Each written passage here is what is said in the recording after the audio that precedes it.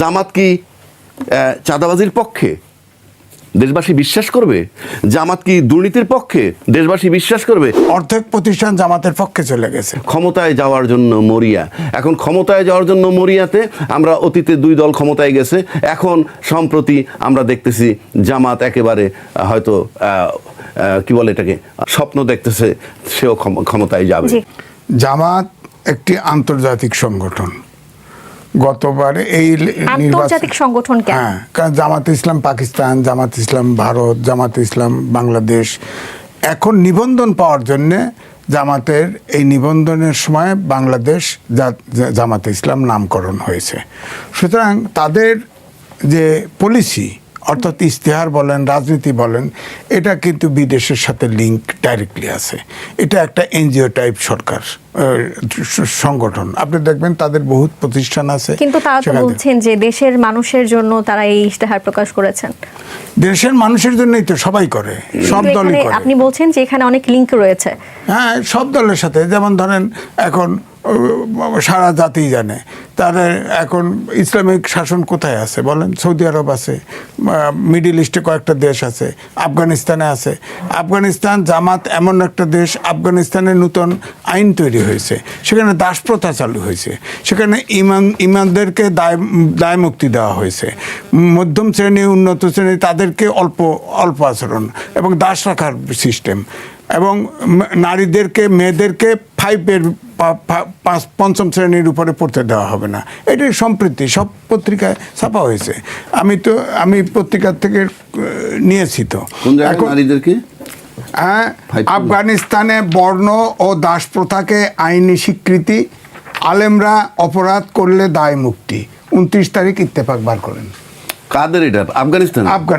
ও, দেশ আফগানিস্তান। এখন আমাদের দেশ থেকে আফগানিস্তানের স্লোগান হয়েছে, তো আমরা হবো তালেবান। স্লোগান হয়েছে না?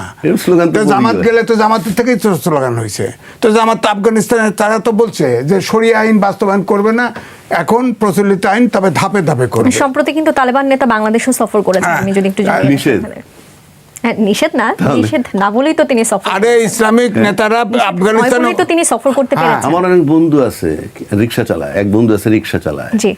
আবার আরেক বন্ধু আছে সে খুব ভালো মানুষ না, কিন্তু আমি তো মিশি তার সাথে। জি, সমস্যা নাই। যখন রাজনৈতিক দল ক্ষমতায় যাবে, রাজনৈতিক দল দেশ চালাবে, সুতরাং তাদের ইশতেহার হোক, ব্যক্তিগত আচরণ হোক, সমালোচনা করার অধিকার আমাদের আছে। অবশ্যই। সেই মর্মে আমি বলবো, আমরা জামাত যদি ক্ষমতায় আসে বা জিতে, তারা ধীরে ধীরে ফেজ বাই ফেজ শরিয়া আইন বাস্তবায়ন করবে, এবং তাদের একমাত্র আগে গোড়াই আফগান আমরা হব তালেবান স্লোগান দেওয়া আছে। সুতরাং তারা আফগানিস্তানের দিকেই ধাবিত হবে, এবং আফগানিস্তান এমন একটা জায়গা, 12টা বছর আমেরিকান ওখানে চেষ্টা করেছে, কিন্তু আমেরিকা শেষ পর্যন্ত ওখান থেকে উড্ড করে চলে আসছে। দেশের রাজনীতি টিকিয়ে রাখতে আওয়ামী লীগের পুনর্বাসন চেয়ে ফেসবুকে পোস্ট দিয়েছেন সিলেট জেলা বিএনপির নেতা মোহাম্মদ আকবর হোসাইন। তিনি বলেছেন আওয়ামী লীগ ছাড়া নির্বাচন জমে উঠছে না। আপনার কাছে কি মনে হয় তিনি এ ধরনের কথা কেন বলছেন, এবং এ ধরনের কথা আরো অনেকেই বলছেন, তারা কেন বলছেন? সেজন্যই আপনার আরো একজনে বলছে এরকম, আমি নামটা মনে নাই, সে বলছে যে বিএনপি যদি ক্ষমতায় যায় তাহলে অল্প সময়ের মধ্যে একটা মধ্যবর্তী নির্বাচন করবে, ইনক্লুসিভ নির্বাচন, সেটাও বলেছে। তা আমার কাছে মনে হয় বিএনপি ক্ষমতায় যাওয়া মানেই আপাতত যেটা দেখতেছি সমস্ত বয়ানে মনে হচ্ছে যে আওয়ামী লীগ বিরোধী একটা শক্তি হইল অন্যতম এনসিপি, আর জামাত তো আছেই তাদের একটা প্রতীকী তাদের বিরোধী, নাইলে এদেরকে নিয়েও তারা কোলে তুলে রাখছে অনেক সময়। তো এই যে এনসিপি তাদের সবচেয়ে বিরোধী শক্তি আওয়ামী লীগের, সেই হিসাবে আওয়ামী লীগকে তারাইছে, তাতে এনসিপি সবার বন্ধু হওয়ার কথা ছিল, অন্যান্য দলের তারা বন্ধু হয় নাই। এখন আওয়ামী লীগের পক্ষে, ফ্যাসিজমের পক্ষে যারা কথা বলবে, এটা ন্যাচারালি এতে বোঝা যায় যে এই যাদের পক্ষে বলতেছে তারা ক্ষমতা আসলে আওয়ামী লীগ পুনর্বাসিত হবে, এবং আওয়ামী লীগের বিরুদ্ধে যে সমস্ত মামলা দণ্ডটণ্ড হয়েছে আমার ধারণা সেগুলা কার্যকর হবে না। আওয়ামী লীগের ভোট পেতে কারোর সমস্যা নেই, কিন্তু আওয়ামী লীগ ফিরে আসতে চাইলে বা রাজনীতিতে ফিরতে চাইলে এত সমস্যা কেন তৈরি হচ্ছে? বিষয়টা খুব সহজ। অভ্যুত্থানের পরে এই আওয়ামী লীগকে নিষেধ করার পক্ষে আমরা তো মাঠে আন্দোলন করি না, আমার দল নাই, আমরা টিভিতে ফুল টাইম বলছি এটা নিষিদ্ধ হোক। ছাত্ররা কিন্তু নিষিদ্ধ করতে গেল, হাসনাত আব্দুল্লাহ গং যারা আছে তারা নিষিদ্ধ করতে গেল, তখন বিএনপি আমাদেরকে জানান দিল যে কোনো দল আমরা নিষিদ্ধ করার পক্ষে নই, তাহলে নিষিদ্ধ করার পক্ষে নেই। আবার যখন রাষ্ট্রপতিকে অপসারণ করতে গেল তখন বিএনপির পক্ষ থেকে বলা হয়েছে রাষ্ট্রপতিকে অপসারণ করলে সাংবিধানিক সংকট হবে। তাহলে প্রধানমন্ত্রী সরাইলে সাংবিধানিক সংকট হয় না? হয়। কিন্তু কেন? কারণ যেই যে আওয়ামী লীগকে সরানো হইল না, আমরা নিষেধ করতে, এখনো নিষেধের পক্ষে আমি, ফর এক্সাম্পল। কারণ আপনি এত লোক হত্যা করছে, 1400 লোক হত্যা হয়েছে, 57 জন অফিসার হত্যা হয়েছে, শাপলা চত্বরে হত্যা হয়েছে, আয়নাগর হয়েছে, বিনা বিচারে হত্যা হয়েছে, ক্রস ফায়ার হয়েছে, অফকোর্স নিষিদ্ধ চাই। কিন্তু প্রশ্ন হচ্ছে এটা করার জন্য জনমত লাগে। জনমত কারা দেয়? রাজনৈতিক দলরা। সবচেয়ে বড় দল বিএনপি সেটাকে অপোজ করেছে। অপোজ যদি আপনি করে থাকেন তাহলে কেন করেছেন? হ্যাঁ, আপনি গণতন্ত্রের মূল্য দেখাইছেন। কিন্তু আবার যখন তখন কি করছে সরকার? কোন জায়গাটায় পড়ছে? ছাত্ররা বলতেছে, ছাত্ররা তার নিয়োগকর্তা তখন বলতো, ছাত্ররা বলছে আওয়ামী লীগ নিষিদ্ধ করো, বিএনপি বলতেছে আমরা নিষিদ্ধের পক্ষে না, সেটা জনগণ সিদ্ধান্ত নিবে। তখন সরকার কোন জায়গায় গেছে? একটা বেকায়দায় জায়গায় পড়ছে। তখন সে মধ্যবর্তী একটা অবস্থান নিছে, কি যে এদের বিচার না হওয়া পর্যন্ত তাদের যাবতীয় রাজনৈতিক কার্যক্রম স্থগিত করা হইল। এতে কি হইল? বিএনপি খুশি যে রাজনৈতিক কর্মকর্তা না থাকলে তো আমার হয়ে যায়, আর ওরা খুশি যে এরা মাঠে নাই, ওদেরকে ম্যানেজ, এটা এক ধরনের আপনি ম্যানেজমেন্ট বলতে পারেন, যে ম্যানেজ করছে। একই কায়দায় দেখবেন গণভোট জামাত চাইছিল আগে, বিএনপি চাইছে একই দিনে নির্বাচনের দিনে। আমাদের সাথে যখন এম এ আজিজ সেখানেও ম্যানেজ করছে। তিনি কিন্তু বলেছিলেন যে আপনি একটু আগেই যখন বলছিলেন যে বিচার হয়নি সেজন্য আসতে পারবে না বা এমন একটি কথা বলছিলেন, তখন কিন্তু জনাব এম এ আজিজও বলেছিলেন যে জামায়াতের যেসব নেতাকর্মীরা রয়েছেন তাদের অনেকেরই বিচার হয়নি বা তারা অনুশোচনা করেননি। তাহলে তাদের ক্ষেত্রে এই বৈষম্যটা আসলে আওয়ামী লীগ, সেটা আসতেছি। জামাতের বিচার হয়েছে, যুদ্ধাপরাধীদের বিচার হয়েছে। আপনি যদি কোন যে 5 জনের করছি আর 20 জনের করতে পারেনি, দায়টা কার? You tell me. আপনি তো বিচার করছেন 5 জন 7 জন যাদেরকে মৃত্যুদণ্ড দিয়েছেন। সরকার ছিল সেই সরকারের, আপনি কয়বার বিচার করবেন? তা এখন করেন, আবার আপনার নির্বাচিত হয়ে আসলে করেন। জিনিসটা বুঝতে হবে তো আপনাকে। আপনি তো যুদ্ধাপরাধীদের বিচার করেছেন, তখন কি যুদ্ধাপরাধী খুঁজে পান নাই না কি করেছেন? গেল, সেই বিচার আমি যাচ্ছি না। আপনি যে প্রশ্নটা করছেন সেইখানে এবার আমি আসি। এই যে আওয়ামী লীগের নিষিদ্ধ করা হইল না, সেই আওয়ামী লীগ 25-30-35% রিপ্রেজেন্ট করে। তা আপনারা যেহেতু নিষেধ করলেন না, নিষেধ করায় সহযোগিতা করলেন না, আবার ভোটের মাঠে গিয়ে কি বলতেছেন যে আমাদেরকে যদি জয়যুক্ত করেন আপনাদের দিকে আমরা খেয়াল রাখবো। তার মানে ফ্যাসিজমের শক্তির পক্ষে আপনি খেয়াল রাখবেন। ফ্যাসিজমের লোকের, আমি এখানে আপনাকে একটু তথ্য দিতে চাই। ইশতেহার মোড়ক উন্মোচন অনুষ্ঠান যেটি ছিল জামায়াতের, সেখানে দলের আমির জানিয়েছেন যে প্রতিশোধের রাজনীতিতে বিশ্বাস করি না, সবাইকে ক্ষমা করে দিলাম। এতে রাজনৈতিক বিশ্লেষক যারা রয়েছেন তারা বলছেন যে আওয়ামী লীগের নেতাকর্মীদের সাধারণ ক্ষমতায় আনার যে ইঙ্গিত সেটি দেওয়া হয়েছে। ভালো ভালো, আমি সেটাও বলছি। এই কথা আপনি তো এখন ইশতেহারে বলছেন। জামাত বলছে এটা যখন ওই অভ্যুত্থানের পর মাস 2 মধ্যেই উনি বলছেন যে আমরা প্রতিহিংসার রাজনীতি করি না। তবে যদি ব্যক্তিগতভাবে কেউ অভিযোগ করে জামাতের পক্ষ থেকে যে ফ্যাসিজমের এই শক্তি আমাদের একে হত্যা করছে, আমাদের ওকে হত্যা করছে, সেক্ষেত্রে যদি আইনের আশ্রয় নেয় আমরা তাদেরকে সহযোগিতা দিব, সেটা বলেছে। এখন আসেন, এই যে আমি সরাইতে পারলাম না, আপনার আওয়ামী লীগকে নিষিদ্ধ করতে পারলাম না, তাহলে আপনি আবার গণতন্ত্রে চিৎকার করেন, গণতন্ত্রে বিশ্বাসী, তাহলে ইনক্লুসিভ নির্বাচন করার জন্য দাবি তো সবার আগে আপনাদের করা উচিত। কিন্তু আপনারা একদিকে কি চান? ওই বুলি রাখবেন আওয়ামী লীগের ভয়ে যদি আবার ফেরত আসে, এই জন্য নিষেধ করার পক্ষে, নিষিদ্ধ করার বিপক্ষে, আবার মাঠে আসুক সেটা চান না। কারণ মাঠে আসলে আপনার কমফোর্টেবল জোনটা নষ্ট হয়ে যাবে, আপনি যে অনায়াসে ক্ষমতায় আসবেন সেই স্বপ্নটাও ভঙ্গ হবে। সে কারণেই আপনি একদিকে নিষিদ্ধ করতে চান না, আবার কার্যক্রম নিষিদ্ধ থাক, উনি ছাড়া আমরা নির্বাচনকে ক্ষমতায় যাই, আবার ফ্যাসিজমের পক্ষে বক্তব্য রাখতেছেন। ভোটের জন্য কি? আমরা ক্ষমতায় যদি আসি তোমাদেরকে দেখে রাখবো। এই রাজনীতি দেশে চলবে না। যদি চলে সেটা ইঞ্জিনিয়ারিং এর মাধ্যমে, নর্মাল কোর্সে ভোটিং এর মাধ্যমে হবে না। এই যে 71-এর মুক্তিযুদ্ধ, এটা কি কারো ক্ষমতা আছে এই 71-এর মুক্তিযুদ্ধকে অস্বীকার করার? একটা দেশ তৈরি হয়েছে বাংলাদেশ। আপনি যে লোকটা বাংলাদেশের ইতিহাস, মানে বাংলাদেশের সম্পূর্ণ বিরোধী কোনো ব্যক্তিরও যদি আমি লিখতে দেই যে ভাই তুমি বাংলাদেশের ইতিহাসটা লেখো তো, এই বাংলাদেশ কেমনে জন্ম হইল, কিভাবে, কে পারবে 71-এর যুদ্ধ বাদ দিতে? আমরা যে গল্পগুলা করি, কি কারণটা কি? আপনি ইতিহাস কিভাবে বাদ দিবেন? আপনি 71 বাদ দেন না, তারা আরো পিছিয়ে যান। কোনটা বাদ দিবেন? 49, 69, 52, কোনটা বাদ দিবেন আপনি বলেন তো? কারো ক্ষমতা আছে? এটা তো ইতিহাস। তাহলে পার্থক্য সেটা নিয়ে আমরা কুস্তি লড়তেছি কেন? আমাদের দেশের ভাবটা কেমন হয়েছে জানেন? মুক্তিযুদ্ধের পক্ষের শক্তি ছিল শেখ হাসিনা, মানে আওয়ামী লীগ। এখন তার একদিকে সবাই বলে ফেসিজম পতন হয়েছে, আবার একদিকে বয়ান আনে ফেসিজমের পতন, এরকম এখন এস্টাবলিশ করতেছে আওয়ামী লীগ চলে গেছে মানে মুক্তিযুদ্ধ চলে গেছে। আরে মুক্তিযুদ্ধ রাষ্ট্রের সম্পদ, কোনো ব্যক্তির না। বাট ব্যক্তি উদ্যোগ নেন, সেটা সমষ্টিগতভাবে হয়ে বা কালেকটিভলি মানুষ কারো না কারো নেতৃত্ব নিতে হবে। বঙ্গবন্ধু ছিলেন সেই নেতা। বঙ্গবন্ধু যখন এই বাংলাদেশের দুর্ভাগ্য কি জানেন? আমরা আসলে খুব অভাগা জাতি। বঙ্গবন্ধু যখন বাংলাদেশের স্বাধীনতার পরে আসলেন, উনি ছিলেন একটা অবিসংবাদিত নেতা। এমন কেউ নাই যে দলমত নির্বিশেষে। সময়ের ব্যবধানে ওনা নিয়ে কথা আছে, উনি পারিবারিক হয়ে গেছেন, আত্মীয়করণ করছেন, ইত্যাদি ইত্যাদি। একটা পর্যায়ে উনি নিহত হইলেন। নিহত করলেন তাতে আমি খুশি না বেজা সেই আলোচনা আমি করছি না। নিহত হইলেন। আচ্ছা, যারা নিহত করলেন তারা কারা?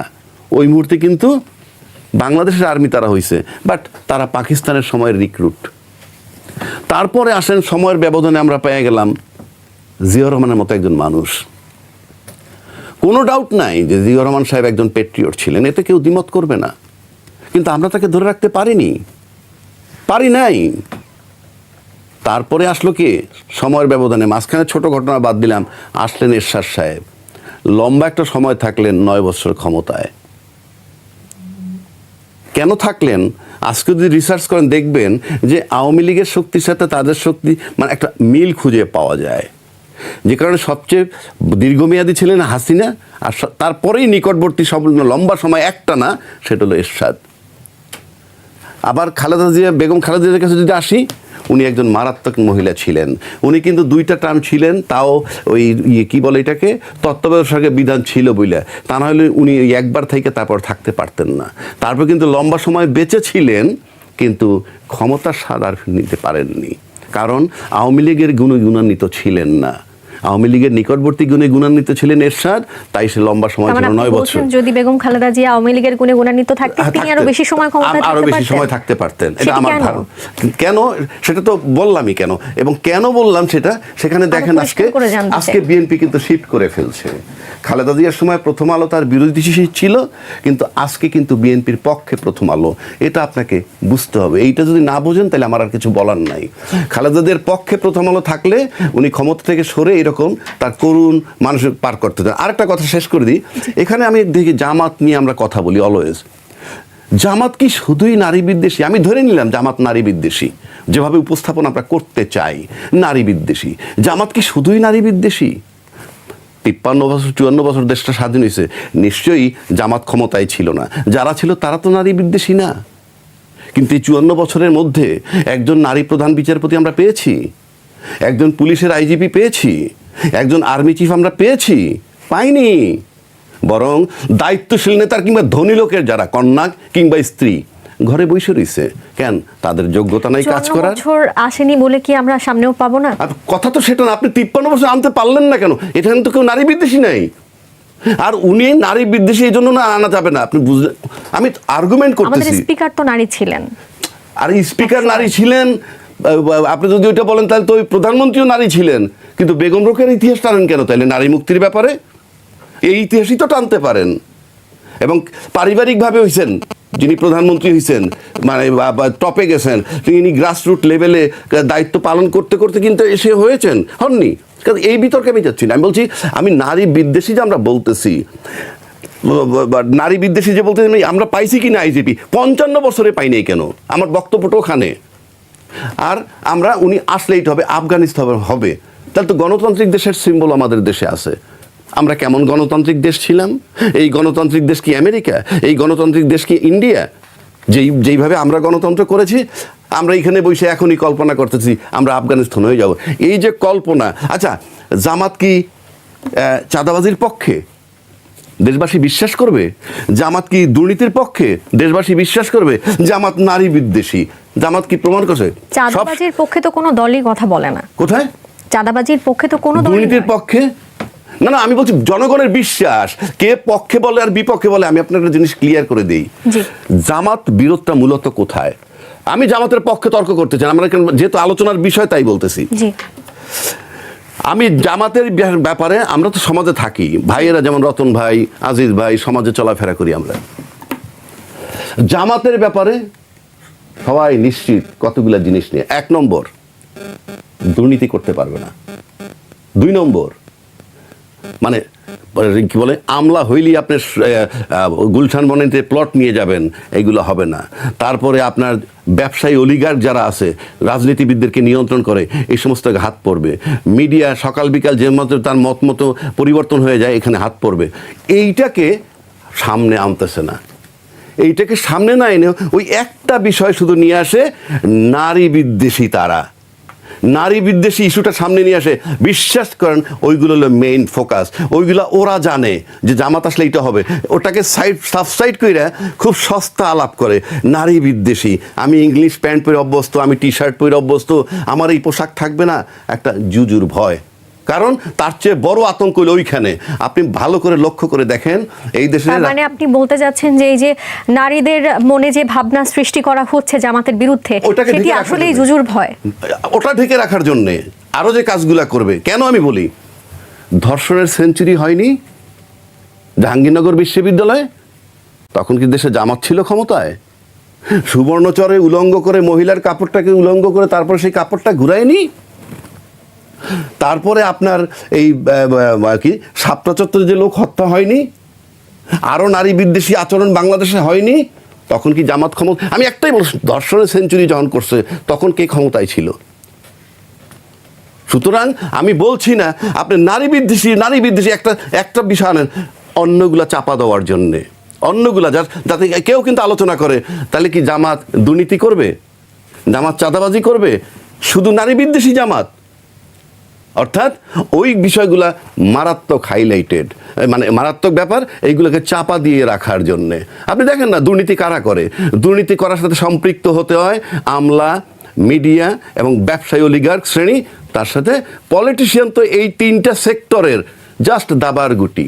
আপনি দেখেন সমস্ত অলিগার্ক যারা ব্যবসায়ী ছিল আওয়ামী লীগের সময়, যাদের কিনে আমরা নিন্দা করছি, তাদের সমস্ত সম্পত্তি একইভাবে ইনট্যাক্ট আছে, পাহারা দিচ্ছে আজকের রাজনীতিবিদরা।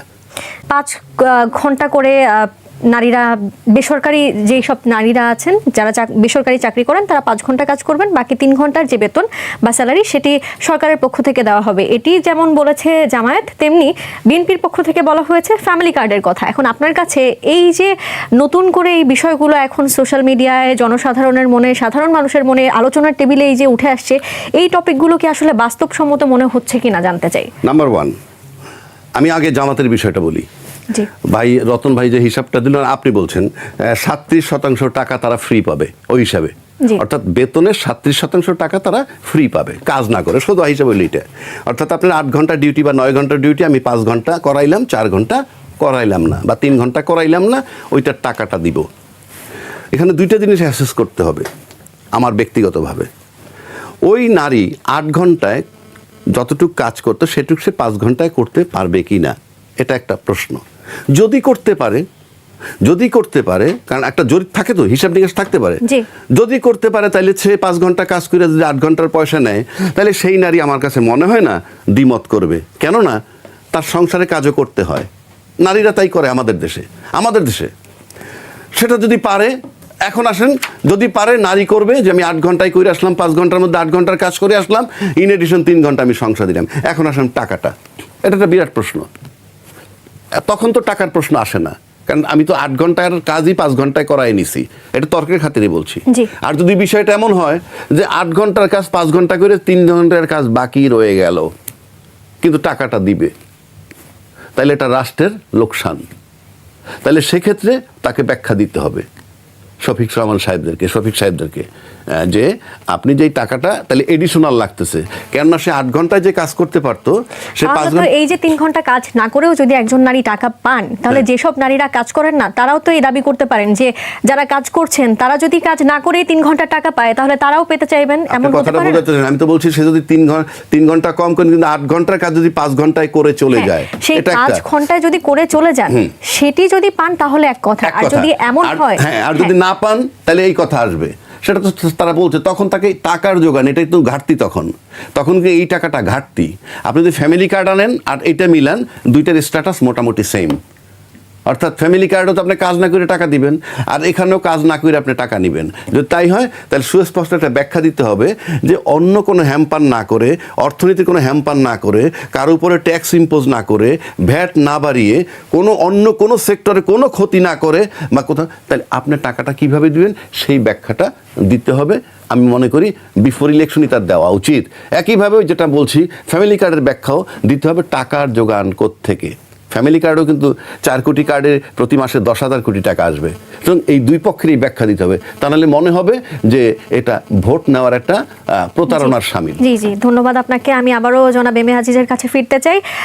জামায়াতের ইশতেহার নিয়ে আবারও কথা বলতে চাই। ইশতেহারে বলা হয়েছে নিয়োগ প্রক্রিয়াকে আরও সহজ, স্বচ্ছ ও সময় সীমাবদ্ধ করা হবে, এবং পাশাপাশি বলা হচ্ছে যোগ্যরাই চাকরিতে, বয়স কোনো বাধা নয়, এই নীতি অনুসরণ করা হবে। এই নীতি যদি বাস্তবায়ন করা হয় তাহলে কি আপনার মনে হয় বেকারত্ব দূরীকরণের বদলে কোনো কারণে বেকারত্ব বেড়ে যেতে পারে?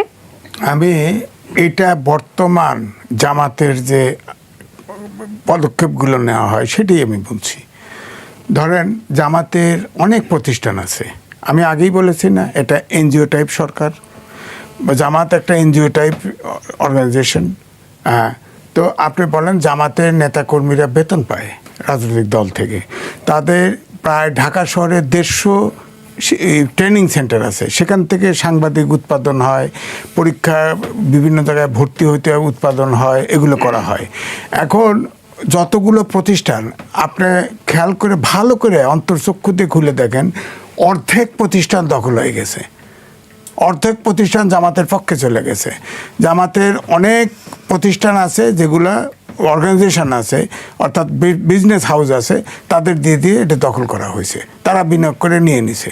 তো এখন যে প্রশ্নটা আসছে যে 95% বাড়তি পয়সা লাগবে, হ্যাঁ জামাত ইচ্ছে করলে দিতেও পারে, কারণ তাদের তো সব জায়গাতে ইনকাম আসে। ধরেন ইবনে সিনা যে চাকরি করে, সে তো তার যে চাকরি করে তার একটা অংশ তো জামাতকে দিয়ে দেয় ফান্ড। তারপরে জামাতের যত রাজনৈতিক দলের নেতাকর্মী আছে তারাও ফান্ড দেয়, আবার তাদের যে প্রতিষ্ঠান আছে প্রতিষ্ঠানের আয়ের অংশ দিয়ে দেয়।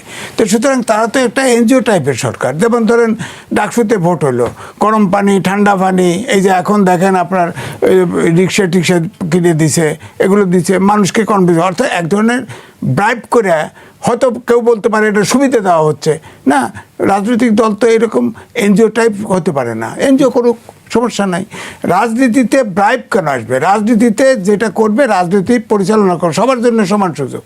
আপনি এই জন্যই বলছি যে এটা বড় সমস্যা না, সমস্যা হচ্ছে নারীদের অবস্থানটা কী হবে। নারীরা তো স্পষ্ট করেই তারা বলছে যে তারা নারীরা ঘরের রানী থাকবে, কখনো বলছে তারা বায়োলজিক্যাল কারণে কিছু করতে পারবে না। এখন ধরেন এই যে যদি সময় কমায় দেওয়া হয় 5 ঘন্টা, আপনি করেন এটা যদি এটা সারা দেশ যদি জামাতিকরণ হয় বাধ্য হয়ে মানবে। এখন ধরেন গার্মেন্টসে নারীরা কাজ করে, নারীরা আপনাকে একটা ছেলে ধরেন 8 ঘন্টা কাজ করবে, একটা নারীকে কেন সে ব্যবসা করে কেন 5 ঘন্টা দিয়ে রাখবে? সে কেন রাখবে? কে দিবে? সরকার পয়সা দিবে? সরকারের ফান্ড কোথায় যদি থাকে?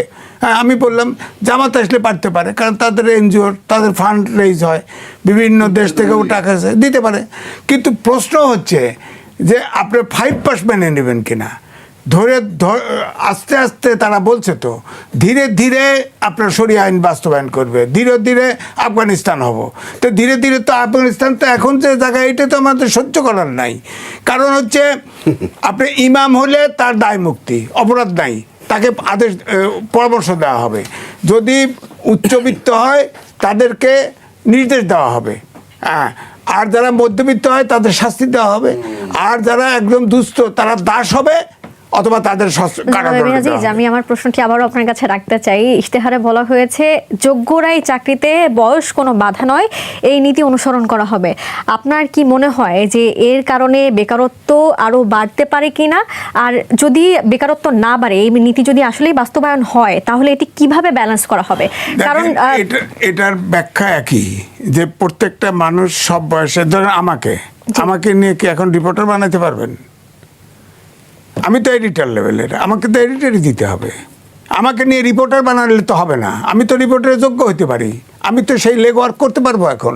এটা অবৈজ্ঞানিক, এটা অবৈজ্ঞানিক প্রশ্ন। তো অনেকেই তো আছেন অনেক দিন ধরে প্রস্তুতি নেন, প্রিপারেশন নেন, দেখা যাবে যে ভাই এটা শিক্ষার উপরে আমি লিখছি, জাতীয় বিশ্ববিদ্যালয়ে খালি সার্টিফিকেট বিতরণ করা হয়, ওই শিক্ষাতে কি হবে? বিজ্ঞানের যুগে, এই অন্ধযুগের কারণে, বিজ্ঞানের যুগে, অটোমেশনের যুগে আপনার প্রযুক্তির বিকল্প, মানুষের বিকল্প হচ্ছে প্রযুক্তি। এই যে রোবট কাজ করতেছে দুইটি গার্মেন্ট ইন্ডাস্ট্রিতে, শ্রমিক নাই, ম্যানেজমেন্টে কয়েকটা লোক আছে। আপনার শিক্ষা ব্যবস্থা ঠিক না করলে তো হবে না। অবশ্যই যোগ্য ব্যক্তি শিক্ষা, বিজ্ঞানের যুগে শিক্ষা গ্রহণ করে আপনার চাকরি দিবে, অবশ্যই প্রতিযোগিতার ভিত্তিতে চাকরি দিবে। তার মানে আপনি সরাসরি কি বলতে চাচ্ছেন? এই যে সরাসরি হলো বয়স কোনো ফ্যাক্টর না, বয়স হচ্ছে যোগ্যতা। জি। আপনার তার মানে যতগুলো, আপনিও এর সাথে একমত হচ্ছেন যে আসলে বয়স যাই হোক, যোগ্যতা থাকলে যে কোনো সময় সরকারি চাকরিতে বয়স যাওয়ার যাই হোক না, সিদ্ধান্ত নেওয়া হয়েছে। বয়সের বিগিনার একটা আর ওল্ডার একটা, সব লেভেলে সব না। আপনার যে রিটায়ারমেন্টের সিস্টেম আছে, রিটায়ারমেন্টের সিস্টেম আপনি ধরেন আগে গড়া হয়েছিল, আমরা স্কুল জীবনে দেখছি 47 বছর, এখন গড়া হয়ে 43 বছর। আপনি সেখানে রিটায়ারমেন্ট টাইম বাড়াই দিতে পারেন, যে কর্মক্ষম থাকে মানুষ আরও দিন। কিন্তু আপনি বয়স, আপনি আর আমি একই সাথে আপনাকে বাদ দিয়ে আমি চাকরি নিলাম, তা আপনি চাকরিটা পাবেন কোথায়? সমাজে তো ভারসাম্য নষ্ট হয়ে যাবে। সমাজে এটা হলো ভোট পাওয়ার জন্য সব এগুলো করা হচ্ছে, এগুলো তো ভারসাম্য থাকবে না। আপনার সবাই প্রত্যেকটা বিষয়ে একটা করে বৈজ্ঞানিক ব্যাখ্যা থাকতে হবে এবং শৃঙ্খলা থাকতে হবে।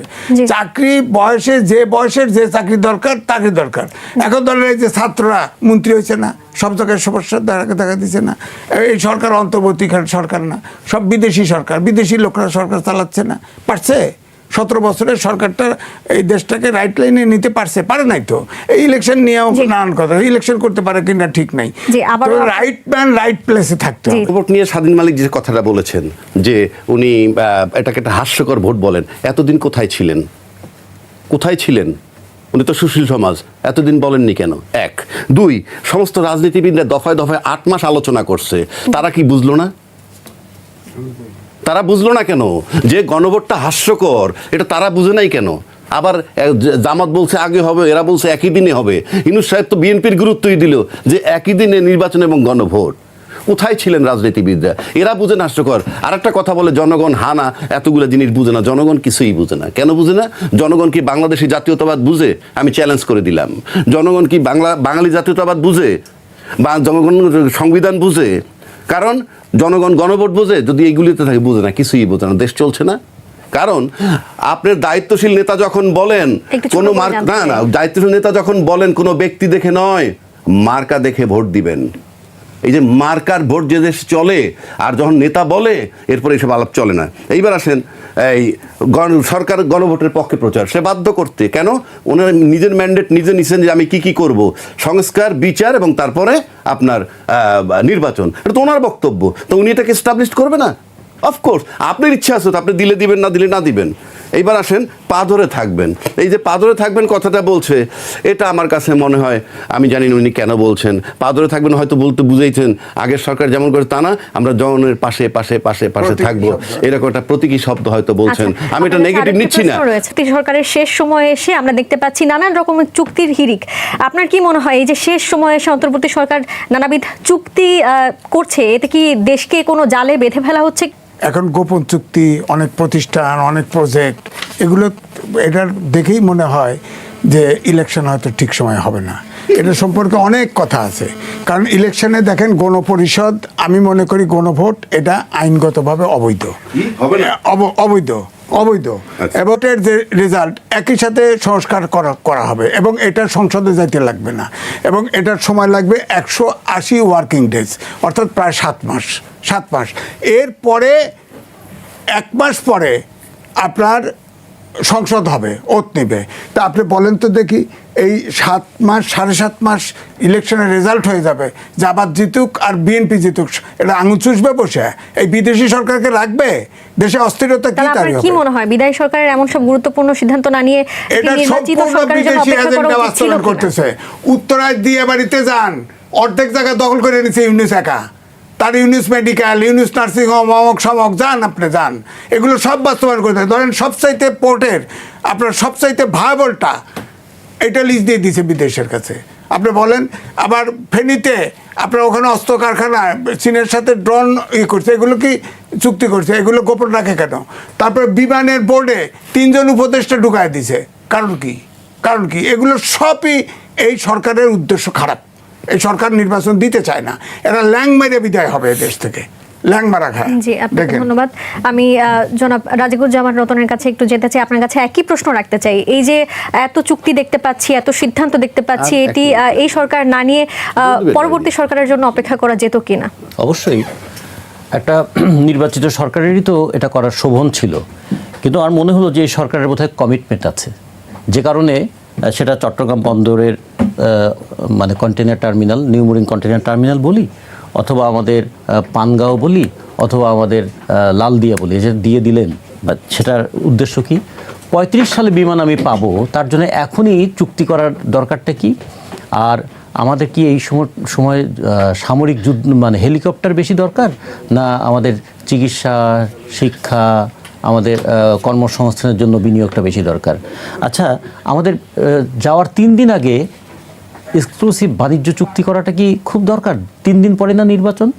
তারপরে মনে হলো যাওয়ার আগে তাড়া পড়ে গেছে, এত কিছু বিষয় তারা যাবেন, কিন্তু যাওয়ার আগে দেশটাকে এমনভাবে আষ্টে পৃষ্ঠে বেঁধে রেখে দিয়ে যাবেন যাতে পরবর্তী সরকার আসলেও আর ভালোভাবে কাজটা করতে না পারে। আমরা এই উদ্দেশ্যটাকে খুব ভালো মনে করি না। 12 তারিখে নির্বাচন হচ্ছে, এটা অপেক্ষা করা খুবই শোভন ছিল এবং প্রয়োজনীয় ছিল। কি কি কাজ করেছেন সেগুলো আমি এখন ব্যাখ্যা করতে চাই না, সেটা একটা জিনিস শুধু বলতে চাই যে শাহদ্বীন মালিক কিন্তু শুরু থেকে বলেছিলেন গণভোটটা অপ্রয়োজনীয়। এটা রাজ্জাকি ভাইয়া তো খেয়াল করেন নাই, তিনি শুরু থেকে বলেছেন, এবং আমরা বাসদের পক্ষ থেকে বলেছিলাম, আমরা বাসদের পক্ষ থেকে বলেছিলাম গণভোটটা অপ্রয়োজনীয়, এবং যে কারণে আমরা কিন্তু আমরা কিন্তু স্বাক্ষরও করি নাই, এর জন্য সনদে আমরা স্বাক্ষর করি নাই। কিন্তু অদ্ভুত ব্যাপার হলো কি, সনদে এনসিপি স্বাক্ষর করে নাই, সে আবার চিৎকার করছে। আর জামাত ইসলাম স্বাক্ষর করলো সনদে, কিন্তু নারী প্রার্থী 5% দেওয়ার কথা সনদ অনুযায়ী একজনকেও দেয়নি। ফলে এরা কেউই কিন্তু সনদকে আসলে গুরুত্ব দিচ্ছে না, সনদটাকে তাদের প্রয়োজনীয় জিনিসও মনে করে না। তারা মনে করে একটা কাগজে স্বাক্ষর করা দরকার, তাই করেছি। বাস্তবে তারা প্রত্যেকে নিজের এজেন্ডা নিয়েই চলছে, সেটা অন্তর্বর্তীকালীন সরকারও যেমন চলছে, আর যারা এটা নিয়ে খুব বেশি কথা বলছেন তারাও চলছে। কিন্তু আমাদের দুর্ভাগ্য এত বড় একটা অভ্যুত্থানের পরে মানুষ কি তাহলে এই কথাটাই বলবে যে আমরা ভুল জায়গায় বিশ্বাস স্থাপন করেছিলাম? আর মাত্র 8 দিন বলতে পারি আমরা, এরপরে বিদায় নেবে অন্তর্বর্তীকালীন সরকার, এবং তাদের নিয়ে নানান রকম কথা রয়েছে। কেউ বলছেন তারা ভালো কাজ করেছেন, কেউ বলছেন তারা যে এক্সপেকটেশন ছিল সেটি পূরণ করতে পারেননি। আপনার কাছে কি মনে হয় অন্তর্বর্তী সরকার সাধারণ মানুষের বা জনসাধারণের প্রত্যাশা পূরণ করতে পেরেছেন কিনা? আর আপনার কাছে কোনো কারণে মনে হয় কিনা যে এই সরকার ইতিহাসের সফলতম সরকার? না, সফলতম সরকার কিনা সেটা তো বড় কথা না। বড় কথা হচ্ছে আমি ব্যক্তিগতভাবে, এটা আমি বহুবার বলেছি, এই যেমন ভাই বললেন জুলাই সনদে স্বাক্ষর করেনি ছাত্ররা, আবার জুলাই সনদে স্বাক্ষর করছে যারা, এই যে স্বাক্ষর করেনি তাতে কিন্তু মানুষ মনে করে যে তারা জুলাই সনদের পক্ষে, আবার যারা স্বাক্ষর করেছে তাদের অনেককে আমরা মনে করি ওনারা জুলাই সনদের পক্ষে নয়। তার মানে স্বাক্ষরটা ফ্যাক্টর না, ফ্যাক্টর আমরা বুঝতেছি কি, বিশ্বাস করতেছি কি। একইভাবে আমি বলবো এই সরকার ক্ষমতা আসার পর ফ্রম ডে 1 সমস্ত রাজনৈতিক দলগুলা চিৎকার করে বলছে সরকারকে কোঅপারেট করতেছে, এক লাইনও কোঅপারেট করে নাই, প্রশাসন তাকে কোঅপারেট করে নাই। এখন বলতে পারেন সে থাকলো কিভাবে, শুধুমাত্র থাকছে তাকে টাচ করতে পারে নাই বিধায়। সেটা কেন পারে নাই সেটা তারা জানে। তারা জানে। কারণ তাহলে আমি ফ্রম ডে ওয়ান এমন কোনো টক শো নাই যেখানে হাতে গোনা দু একজন ছাড়া তাদের ব্যর্থতা দেখে নাই। সেই ব্যর্থতার গ্লানি নিয়ে 18 মাস চললো, নির্বিকার সমস্ত বিজ্ঞ পলিটিশিয়ানরা তাকায় তাকায় দেখলো, দেশের ক্ষতি দেখলো। 18 মাস একটা লোক দেশের ক্ষতি করছে, যাকে রাজনীতিবিদরা সহায়তা করে নাই, প্রশাসন সহযোগিতা করে নাই, কিন্তু তাকায় তাকায় দেখছে। কেন? তার মানে রাজনৈতিক দলের সেই ক্যাপাসিটি নাই। রাজনৈতিক দল 3টা সেক্টরের কাছে বন্দী। আবারও বলছি, মিডিয়া, আমলা এবং বিজনেস অলিগার্ক যারা আছে, এবং এদের কাছে রাজনীতিবিদরা জিম্মি, এবং এরা সরকারকে কিছু করতে পারেনি বিধায় রাজনীতিবিদরা নীরবে সহ্য করছে। উনি বলছে, স্বাধীন মালিক বলছে আমরাও অনেক কিছু আমরাও বলছি, বললে কি হবে? সরকার যেটা করার সেটাই করছে, কারণ সরকারকে পেঁচায় ধরতে পারে না। বলা কথাগুলো পরিবর্তন হয়, হ্যাঁ, সময়ের সাথে বলা কথাগুলোর পরিবর্তন হয়। সময়ের সাথে আপনাকে সিদ্ধান্ত নিতে, এই যে সময়ের সাথে সিদ্ধান্ত, 24 তারিখে যে আন্দোলনটা হইলো, সেই আন্দোলনের পর আপনি লক্ষ্য করে দেখেন তো, আপনি কি 2029-এর আগে নির্বাচন পাওয়ার কথা শেখ হাসিনা যদি না যাইতো? আজকে যারা ক্ষমতা যাওয়ার জন্য মরিয়া কল্পনাই তো করতে পারে নাই, যারা এখানে বসে এখন নির্বাচনের দাবি করতেছেন, জোরালো ইয়ে করে, তারা তো বহুজন ছিলেনই না। আজকে যদি শেখ হাসিনা না থাকতো, অনেকে যারা আসছেন তারা এখনো আসতে পারতেন না, আসতে না পারলে নির্বাচন চাইতে পারতেন না। সেগুলো তো বিবেচনায় নিতে হবে। আমরা কি করেছি, দেশবাসী কি করেছে, রাজনীতিবিদরা কি করেছে, আপনি আমি বললে হবে না। প্রত্যেকটা ব্যক্তি সে নিজে কি রোল প্লে করছে সে তা জানে। সুতরাং কেউই কিন্তু স্বচ্ছ নয়। এবং মরিয়া ধারণা ছিল কি, ইউনূস সরকার আসার পরে 3-4 মাসের মধ্যে তাকে ফেলে দিবে এবং বাধ্য হবে নির্বাচন। সে যে আস্তে আস্তে 18 মাস পর্যন্ত যাবে, এটা কেউ কল্পনা করেনি। এখনও চিন্তা করে, যদি কোনো কারণে ইউনূস সাহেব চলে যায়, বিশ্রী অবস্থা হয় দেশের, কথার কথা বলছি, যদি কোনো ক্ষেত্রে সে নির্বাচন দিতেও ব্যর্থ হয়, যদি চলে যায়, তাহলে যাদের স্বপ্ন নির্বাচন করে ক্ষমতায় যাবে, সেখানে বুমেরাং হয়ে যাবে। এখনও মানে এটা বলে মানে কোনোভাবে তাল তোল মিলে নির্বাচনটা হয়ে যাক, ক্ষমতায় যাব, এই হইল স্বপ্ন। রাষ্ট্রের স্বপ্ন নাই, তাহলে রাজনীতিবিদদের সন্তান নাতিরা 90% দেশের বাইরে থাকতো না, তাহলে তারা দেশে থাকতো। দেশটাকে আপনারা গড়তে পারেন নাই যেখানে আপনার সন্তান এবং আপনার নাতিরা বসবাস করতে পারে। এটা রাজনীতিবিদরা তৈরি করতে পারেননি বিধায় তাদের সন্তান নাতিরা বাইরে থাকে। এখন আবার কারো আত্মীয়-স্বজন একজন এসে চিবিয়ে কথা বলছেন, ব্যাড টাইম হলে আবার চলে যাবেন, because they are settled abroad. আরো একটা প্রশ্ন রাখতে চাই যে ভোটের কিন্তু আর খুব বেশি দিন সময় নেই, কিন্তু এই সময় এসে বেশ অনেক সাংবাদিক রয়েছেন যারা এছাড়াও রাজনৈতিক দল রয়েছেন, রাজনৈতিক বিশ্লেষকরা রয়েছেন, কিছু আমি বলছি সবাই নয়, তারা গণভোট, সংসদ নির্বাচন এই দুটি নিয়েই অনিশ্চয়তা প্রকাশ করছেন, আশঙ্কা প্রকাশ করছেন, এবং অন্তর্বর্তী সরকারের যে নিরপেক্ষতা সেটি নিয়ে প্রশ্ন রয়েছে তাদের মনে, তারা সন্দেহ প্রকাশ করছেন। আপনার কাছে কি মনে হয় এই যে তারা উদ্বিগ্ন বা তাদের মনে এত প্রশ্ন, এটি কেন? থাকতে পারে এই কারণে আমি তো বললামই শুরুতে যে লোকটাকে আমরা কি বলে সুদখোর বলছি, এনজিও সরকার বলছি, টক শোতে অথর্ব বলা হয়েছে, যারা বলছে I hate them like any. আপনি অথর্ব বলতে পারেন না একটা লোকরে। আপনি ইউনূস সাহেব চলে যাক, সাথে সাথে বাক স্বাধীনতা চলে যাবে। অন্তত কোনো রাজনৈতিক নেতার, টপের নেতাদের কোনো সমালোচনা আপনারা করতে পারবেন না। তো এখন এই যে আপনি যেটা বললেন, ইউনূস সাহেবরে বলতে পারছে সবাই, এবং এই বলতে পারতেছে কেন, ইউনূস সাহেব বলে বলতে পারছেন। তারপর প্রশ্নটা আমি হারাই ফেলাইছি, আপনি কি বললেন জানি, ফাঁকে কি প্রশ্ন করলেন? কেন উদ্বিগ্ন তারা?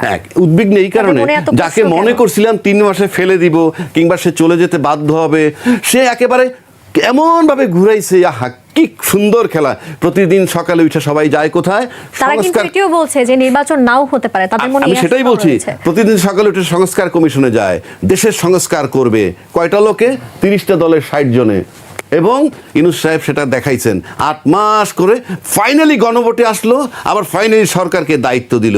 18 মাসেও যখন নড়ছেন না, তখন তাদের নানান সন্দেহ হইতেও পারে। সুতরাং সে কারণে তারা চিন্তিত, সন্দিহান, যে যাকে 3 মাসে চলে যাওয়ার কথা আজকে চলতেছে, এখনও কেউ কিছু বলতে পারতেছে না। তার সামনে গিয়ে সবাই নার্ভাস, তার সামনে গিয়ে কেউ কিছু বলতে পারে না। এবং ইউনূস সাহেব বলছেন অনেকবার, কেন বলতে পারে না? এটা তাদের ব্যর্থতা, আর তাদের ব্যর্থতা, তারা বলতে পারে না। উনি এমনও বলছেন যে আমার সাথে সামনে এসে সবাই আমার সাথে একমত থাকে, এখান থেকে বের হয়ে গিয়ে একজন এক রকম মতামত দেন, এবং উনি কোনো কথা বলেন না। এটা বলছেন, মান্না ভাই বলছেন আমাদের যে ওনার টিচার ছিল, বলছে যে উনি কোনো কথা বলেন না, অ্যাসেস করা কঠিন। তো যেহেতু সে এত কিছুর পরেও 100% প্রতিকূল অবস্থার মধ্যে সে 18 মাস পার করে আসছে, শুধু যতক্ষণ পর্যন্ত নির্বাচন না হয়, যতক্ষণ পর্যন্ত সে চলে না যায়, অতক্ষণ পর্যন্ত সন্দেহ থাকতেই পারে। আপনাকে ধন্যবাদ এবং আমাদের সাথে যুক্ত হওয়ার জন্য আপনাদের সবাইকেই ধন্যবাদ। দর্শক, শেষ করছি। সবাই ভালো থাকুন, সুস্থ থাকুন।